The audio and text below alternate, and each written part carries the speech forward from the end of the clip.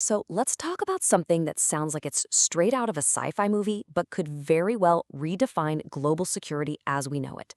We're talking about a massive, space-based missile shield. Now, on one hand, it promises the ultimate safety, but on the other, critics are warning it could light the fuse for the very war it's supposed to stop. And that really is the question at the heart of this entire debate, isn't it? Is this amazing piece of technology the key to a new era of peace? Or could it be the final tripwire that sends us spiraling into nuclear Armageddon? The stakes? Well, they couldn't be higher. To really get a grip on this wild futuristic idea, we've actually got to hit rewind. Believe it or not, this isn't the first time we've been here. This whole concept has its roots buried deep in the Cold War. So think back to the 1980s. President Reagan rolls out this thing called the Strategic Defense Initiative, SDI. Of course, the media immediately nicknamed it Star Wars, which was perfect. It was this incredibly bold plan to shoot down Soviet missiles from space. But as you can see, by 1993, the whole thing was scrapped. Why? Well, it was just way too expensive, the tech wasn't quite there yet, and its main rival, the Soviet Union, had just collapsed. Now, fast forward to today, and the idea is back with a very slick, modern rebrand, the Golden Dome. Okay, so what exactly is this Golden Dome? Well, think of it as the ultimate defensive umbrella for the planet. It's designed to be this incredible network of satellites and interceptors up in space that can spot and shoot down any missile threat. We're talking hypersonic, ballistic, you name it, no matter where on Earth it's launched from. So the key takeaway here is its sheer ambition, total global protection. All right, so what's the argument for building something this audacious? Well, the people who support it say that if this thing actually works, it could be one of the greatest things we've ever done for human safety. For starters, it could be a game changer for preventing an accidental war. The Cold War was just filled with these terrifying close calls and false alarms that almost triggered a full-on nuclear exchange. A system like this could give world leaders a crucial buffer, more time to figure out if a threat is even real. And it would also pretty much neutralize the threat from smaller rogue states like North Korea, right? It would just end their ability to hold the world hostage with nuclear blackmail. Now, here's a twist you might not expect. These huge, ambitious government projects, even the ones that don't totally succeed, have this amazing side effect. They supercharge innovation. The original space race and all that Star Wars research, they helped lead to breakthroughs we use every single day. Things like high-performance computers, the internet, GPS, all kinds of medical gear, even water purification. So the thinking is, just by trying to build the dome, we could spark the next wave of world-changing tech. Okay, but now we have to flip the coin, because the arguments against the dome are just as powerful. And they suggest it could create way more danger than it prevents, which is exactly why countries like Russia and China are, as the source material puts it, panicking. Let's just start with the price tag. I want you to just look at this number for a second. $151 billion. And that's not the final cost. That's just the initial budget to get this thing off the ground. It is an absolutely astronomical amount of money.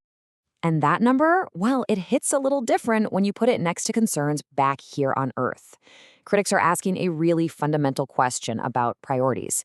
Is spending billions and billions on a futuristic space weapon really the best use of our money when so many people are having a hard time? But honestly, the money might be the least of our worries. The biggest strategic risk is that the Golden Dome could completely shatter the one thing that has, believe it or not, kept the nuclear peace for over 70 years. And that is mutually assured destruction, or MAD. It's a terrifying idea, but its bizarre logic has worked. The logic of MAD is as simple as it is brutal. Picture this. Nation A decides to launch a nuclear first strike. Well, Nation B immediately detects it and launches everything they have in retaliation before the first bombs even land. What's the result? Both nations are completely and utterly wiped off the map. There are no winners. And that is the ultimate deterrent. But here's the problem. If one side suddenly has a perfect shield, you take the mutually assured part out of the equation, and that could make a first strike suddenly seem winnable and maybe even tempting. And if the strategic nightmare fuel wasn't enough, there's a very real, very physical danger to all of this. The environment up in orbit, it's incredibly fragile. A single explosion up there can set off a catastrophic chain reaction that becomes a permanent hazard for everyone. And this isn't just theory, folks. This has already happened. Back in 2007, China tested an anti-satellite weapon on one of its own old satellites. That one explosion created thousands of new pieces of debris, all zipping around the Earth at over 18,000 miles an hour. Most of that junk is still up there today. In fact, in 2021, the International Space Station had to literally fire its rockets to dodge a piece of debris from that one event 14 years earlier. Now, just imagine a full-on war in space. The chain reaction that could follow, it's called the Kessler syndrome, could create a permanent shell of deadly debris around our planet, basically trapping us here for generations. It's also super important to remember that this Golden Dome idea isn't happening in a bubble. It's one piece of a much larger and rapidly escalating competition between the world's biggest powers. So while the US is looking at building a shield, its rivals are busy sharpening their spears. Since 2020, China has reportedly tripled its nuclear arsenal and is dramatically expanding its military footprint in space. Russia, meanwhile, is rolling out scary new weapons like hypersonic missiles and nuclear-powered torpedoes. Each side sees what the other is doing, feels threatened, and responds, and it just fuels this incredibly dangerous cycle of escalation. So this all brings us back to that central, almost impossible question. We've seen the incredible promise and the absolutely terrifying peril. So how do we even begin to weigh these things against each other? So let's just lay it all out, side by side. On one hand, you have the promise, a shield that could finally end the threat of nuclear war, put a stop to rogue states, and drive incredible technological progress. And on the other hand, you have the peril, a catalyst that could actually start that war, destroy the fragile stability we have, and risk turning space into an unusable wasteland.